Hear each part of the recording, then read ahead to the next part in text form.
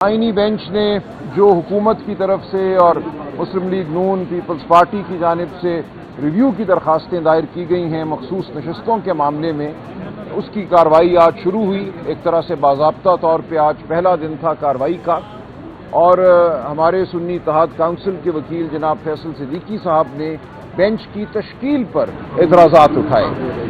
उनकी जो एतराज़ात वाली दरख्वास्त थी उस पर आज कार्रवाई हुई है तकरीबन 1.5 घंटा, और मैं वाज़ेह कर दूं कि वो एतराज़ात हैं क्या, और ये अहम बात है।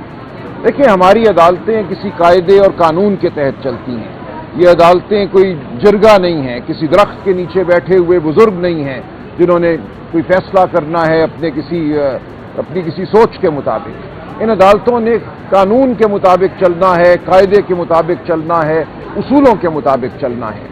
तो एक उसूल जो रिव्यू के हवाले से मुसल्लम है, सदियों से मुसल्लम है पूरी दुनिया में, वो ये है कि रिव्यू का मामला जो है कम अज कम उतने नंबरों पर मुश्तमिल बेंच सुनेगा जिसने पहले फैसला किया था, जितने नंबर ने।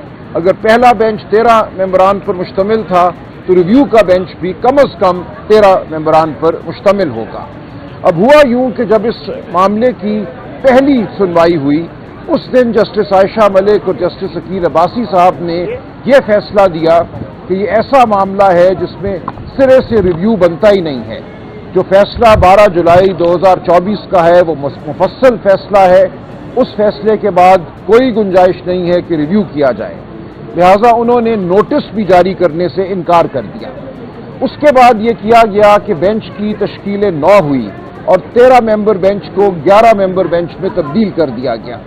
तो फैसल सिद्दीकी साहब सुन्नी इत्तेहाद काउंसिल की जानिब से ये एतराज़ था कि रिव्यू पिटिशन कम अज कम 13 जजों ने सुननी है। ये नहीं हो सकता कि आप 11 मेंबरों पर मुश्तमिल बेंच के जरिए एक 13 मेंबर बेंच के फैसले को रिव्यू करवाएं, उसको रद्द करवाएं या उसकी तौसीक करवाएं। कम अज कम 13 जज साहिबान पर मुश्तमिल रिव्यू बेंच ज़रूरी है। ये आइन का तकाजा है, आइनी कन्वेंशंस का तकाजा है। सदियों से जो उसूल तमाम दुनिया में माने गए हैं, जो हमारी सुप्रीम कोर्ट ने माजी में माने हैं, उनका तकाजा है कि 13 मेंबरान पर मुश्तमिल रिव्यू बेंच हो। अब यहाँ सूरत हाल इस वक्त ये है कि सुप्रीम कोर्ट में कॉन्स्टिट्यूशनल बेंच के 15 जज साहिबान हैं। ये मामला चूंकि कॉन्स्टिट्यूशनल बेंच आइनी बेंच ने सुनना है, तो इस मामले के लिए अगर 13 जज मुकर्रर किए जाने हैं तो वो इन्हीं 15 में से होंगे या 2 नए जज मुकर्रर किए जाएं।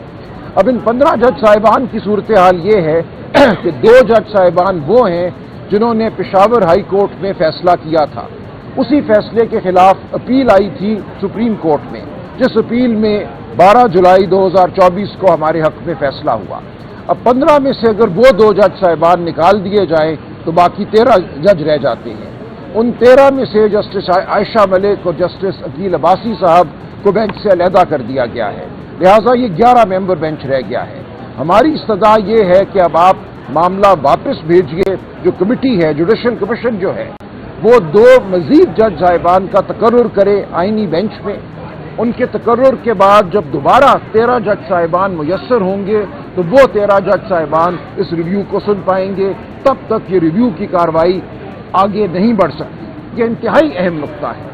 इसका फैसला इस आइनी बेंच को इब्तदाई नुक्ते के तौर पे करना है कि क्या ये 11 मेंबर बेंच इस कार्रवाई को जारी रख सकता है या जारी नहीं रख सकता। हमारी इस्तदा है कि आपको पहले 2 नए जज साहिबान आइनी बेंच में मुकर्रर करने पड़ेंगे। उसके बाद ये आइनी बेंच जब 13 मेंबर बेंच बन जाएगा तो तब कार्रवाई शुरू होगी, तब सुनवाई हो सकेगी। तो इस मामले का फैसला होना है इब्तदाई उज़र के तौर पे। अगर ये मामला हमारे हक में होता है, जिसकी हम तवक्को रखते हैं आइन की बुनियाद पे, आइनी जो हमारी जो रिवायात हैं उनकी बुनियाद पे, तो फिर इस बेंच को मुंतशिर होना पड़ेगा, इंतज़ार करना पड़ेगा कि 2 नए जज साहिबान आइनी बेंच में मुकर्रर हों। जब वो मुकर्रर हो जाएंगे तो फिर असर 9 कार्रवाई शुरू की जाएगी। तो ये आज की कार्रवाई का हासिल है जो आज बहस की गई। आज की बहस अहम इसलिए है कि देखिए, हम जानते हैं हुकूमत और ताकतवर तबके क्या चाहते हैं। वो ये चाहते हैं कि जो फैसला हुआ 12 जुलाई 2024 को 8-5 की अक्सरियत से, उस फैसले को रद्द किया जाए। वो फैसला क्या था? वो फैसला ये था کہ پاکستان تحریک انصاف پاکستان کی سب سے بڑی سیاسی جماعت ہے۔ پاکستان تحریک انصاف کو 8 فروری 2024 کے الیکشن سے بطور جماعت غیر آئینی غیر قانونی طور پہ باہر رکھا گیا۔ الیکشن کمیشن نے غیر آئینی فیصلے کیے۔ ان فیصلوں کی بنیاد پہ یہ قرار دیا گیا کہ پی ٹی آئی کے حمایت یافتہ امیدوار آزاد امیدوار تصور ہوں گے، اور ان کو آزاد امیدوار تصور کر کے الیکشن کمیشن نے مخصوص نشستیں پی ٹی آئی کو دینے سے انکار کیا، اور اس کا نتیجہ یہ ہوا خیبر پختونخوا اسمبلی میں وہ جماعت جس کے پاس 3 یا 4 صوبائی نشستیں ہیں جیتی ہوئی، اس کو 10-12 مخصوص نشستیں جو ہیں وہ دے دی گئی۔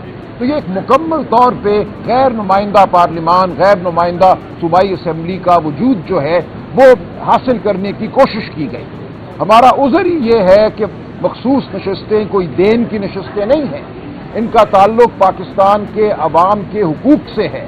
پاکستان کے عوام نے اگر پی ٹی آئی کو ووٹ کیا، جس کو 12 جولائی 2024 کی ججمنٹ میں مانا گیا کہ پہلے بیٹ کا سمبل چھیننا اور اس کے بعد اس بیٹ کے سمبل کو چھیننے کے نتیجے میں پی ٹی آئی کو الیکشن سے باہر کرنا اور یہ کہنا کہ پی ٹی آئی کے حمایت یافتہ امیدوار آزاد امیدوار ہیں، یہ سب ایک غیر آئینی عمل تھا۔ 8 جج صاحبان نے 12 جولائی 2024 کو باشگاف الفاظ میں کہا کہ پاکستان کے عوام کا حق چھینا گیا ہے، جمہوریت پر حملہ کیا گیا ہے۔ جمہوریت کا تقاضا ہے کہ پی ٹی آئی کو تسلیم کیا جائے پارلیمانی جماعت کے طور پر، اور جب ہم پی ٹی آئی کو تسلیم کرتے ہیں بطور آئینی جماعت، اس کی 90 نشستیں بنتی ہیں یا 80 نشستیں بنتی ہیں، تو ان 80 نشستوں کے تناسب سے اس کو خواتین اور غیر مسلموں کی جو مخصوص نشستیں ہیں وہ دی جائیں گی۔ اگر ایسا ہوتا ہے تو پی ٹی آئی اب بھی اور اس کے بعد بھی پارلیمان کی سب سے بڑی جماعت بن کے ابھرتی ہے، اور جو ان کی خواہش ہے کہ 27ویں ترمیم بھی کریں، 28ویں ترمیم بھی کریں، آئین کی روح پر مزید حملے کریں، وہ خواہش جو ہے تکمیل کرنا بہت مشکل ہو جائے گی۔ ان کو ایک بار پھر اغوا کاری کا سہارا لینا پڑے گا، لوگوں کی ماں بہنوں بیٹیوں کو اٹھانا پڑے گا۔ تو ان کی خواہش یہ ہے کہ ایک بار تو یہ کر لیا انہوں نے 26ویں آئینی ترمیم کے وقت، اب یہ چاہتے ہیں کہ ہم سے مخصوص نشستیں لے کر ایک مصنوعی 2/3 اکثریت پیدا کریں پارلیمان میں، اور اس مصنوعی 2/3 اکثریت کے ذریعے 27ویں اور 28ویں ترمیم کریں، جس سے آئین میں جو بچا کچا میں کہوں گا انصاف کا عنصر ہے، شرافت کا عنصر ہے، اصولوں کا عنصر ہے، اس کو بھی خارج کر دیا جائے۔ تو یہ معاملہ پاکستان کی آئینی تاریخ اور آئینی مستقبل کے حوالے سے اہم ترین ہے، لہذا آج جو ہم نے عذر اٹھایا ہے یہ کوئی صرف عذر برائے عذر نہیں ہے، اس کا مقصد یہ ہے کہ جو پاکستان کے آئین کی جانب پیش قدمی ہے، جو حملہ پاکستان کے آئین پر کرنا مقصود ہے، اس حملے کو پسپا کیا جائے۔ آپ سب لوگ، ہم سب لوگ جو آج عدالت میں موجود تھے، ایک تاریخی عمل کا حصہ ہیں۔ اس عمل کا نتیجہ کچھ بھی ہو، ہماری مزاحمت یاد رکھی جائے گی۔ ہم سب یہاں اس لیے کھڑے ہیں کہ آئین کی روح کو بچائیں، ہم اس لیے کھڑے ہیں کہ پاکستان کے عوام کے جمہوری حقوق کو بچائیں، پاکستان میں جمہوریت کی کچھ رمق باقی رہنے دیں، اس ملک میں قانون اور شرافت جو ہے اس کی کچھ رمق باقی رہے۔ یہ وہ جد و جہد ہے جو ہم کر رہے ہیں، یہ آپ کا ہمارا سب کا فرض ہے، ہم یہ فرض ادا کرتے رہیں گے۔ بہت شکریہ۔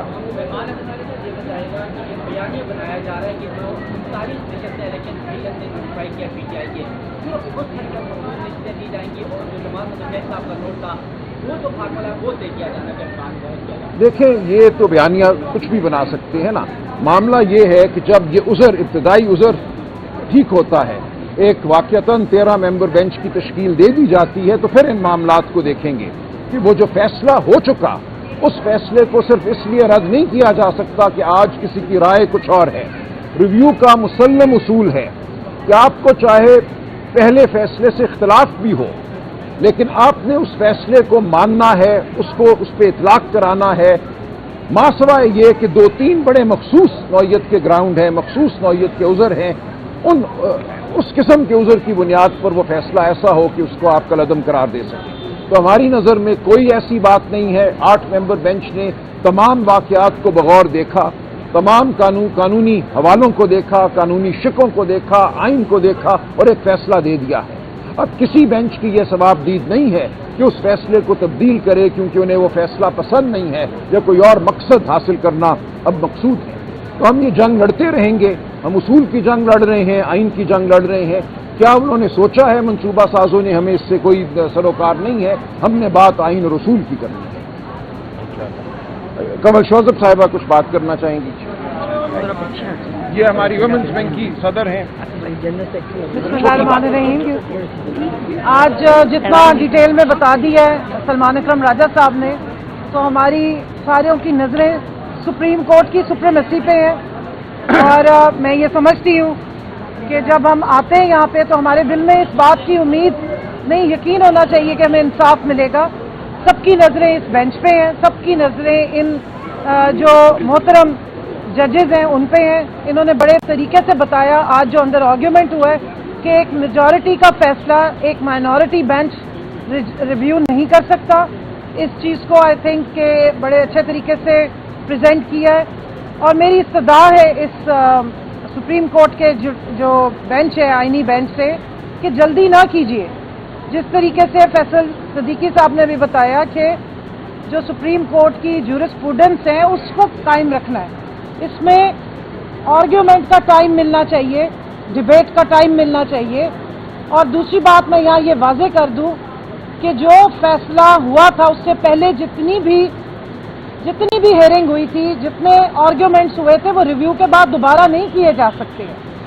یہ بات بیرسٹر چیف جج عائشہ صاحبہ تھیں, عائشہ ملک صاحبہ نے, جسٹس عائشہ صاحبہ نے اور عقیل عباسی صاحب نے اس چیز کو اسٹیبلش کیا تھا کہ اب یہ نہیں ہو سکتا کہ جو پوری کی پوری بحث 3 مہینے لگے, جس میں سلمان اکرم راجہ صاحب نے بہت اچھے آرگیومنٹس دیے تھے, فیصل صدیقی صاحب نے پروپورشن آف ریپرزینٹیشن کی پوری بات کی تھی, اور جس طرح انہوں نے بتایا تھا کہ ووٹر کا جو حق ہے کس طریقے سے اس کو اسٹیبلش کیا گیا. اور سب سے ضروری بات اس سارے فیصلے میں یہ تھی کہ جن کے پاس ایک بھی سیٹ, جنہوں نے عوام کے ووٹ سے ایک سیٹ بھی نہیں جیتی, اس کو کس فارمولے کے تحت 2 سے 3 سیٹس گرانٹ کر دی گئی. جنہوں نے ایک سیٹ جیتی ہے جنرل الیکشن میں عوام کے ووٹ سے, ان کو 4 سیٹیں دے دی گئی. تو یہ بات بہت ضروری ہے یہاں بتانی کہ ریزرو سیٹس تحفے کے طور پہ نہیں دی جا سکتی. اور الیکشن کمیشن آف پاکستان کے پاس یہ اتھارٹی بھی نہیں ہے کہ وہ اس طرح سے یہ سیٹیں اپنی من مانی جو جماعتیں ہیں ان کو دے دے. اور سب سے امپورٹنٹ بات جو اس ریویو کی یہ ہے کہ الیکشن کمیشن آف پاکستان ایک آئینی ادارہ ہے, عوام کے ٹیکس کے پیسوں سے چلنے والا ادارہ ہے. اس کی نظر میں تمام جماعتیں ایک جیسی ہونی چاہیے. اور میں یہاں کہنا چاہوں گی کہ الیکشن کمیشن آف پاکستان کو نیوٹرل ہونا چاہیے, بجائے اس کے کہ وہ جماعت بن کے ہماری جو استدعا تھی اس کے اگینسٹ آ کے 10 مہینے کے بعد کھڑے ہوئے. اور اس سے بھی زیادہ جو تکلیف دہ بات ہے وہ یہ ہے کہ جو 13 ممبر بینچ نے فیصلہ دیا تھا اس کی امپلیمنٹیشن نہیں کی گئی. 10 مہینے تک بڑے دیدہ دلیری کے ساتھ 13 ممبر بینچ کا فیصلہ جو ہے اس کو ردی کی ٹوکری میں ڈالا گیا ہے. اس کی عزت نہیں کی گئی, اس کی امپلیمنٹیشن نہیں کی گئی, اور بغیر امپلیمنٹیشن کے پھر دوبارہ الیکشن کمیشن آف پاکستان جو ہے وہ آ گیا ہے اس کانسٹیٹیوشنل بینچ کے سامنے. اور دیدہ دلیری سے انہوں نے اس چیز کا اعتراف بھی کیا پہلے دن, جس کو سلمان راجہ صاحب نے اٹھایا بھی, کہ سیلف کنفیشن کر رہے ہیں کہ ہم نے وائلیشن کی ہے. تو میں یہاں یہ بھی استدعا کروں گی کہ ہماری کنٹمپٹ کی جو اپلیکیشن ہم نے فائل کی ہوئی ہے اس کو کہاں بھیج دیا گیا, وہ کن باکسز میں, کن پروسیجرل جو رجسٹرز ہیں ان میں جا کے گم ہو گئی ہے, اس کو لگایا جائے.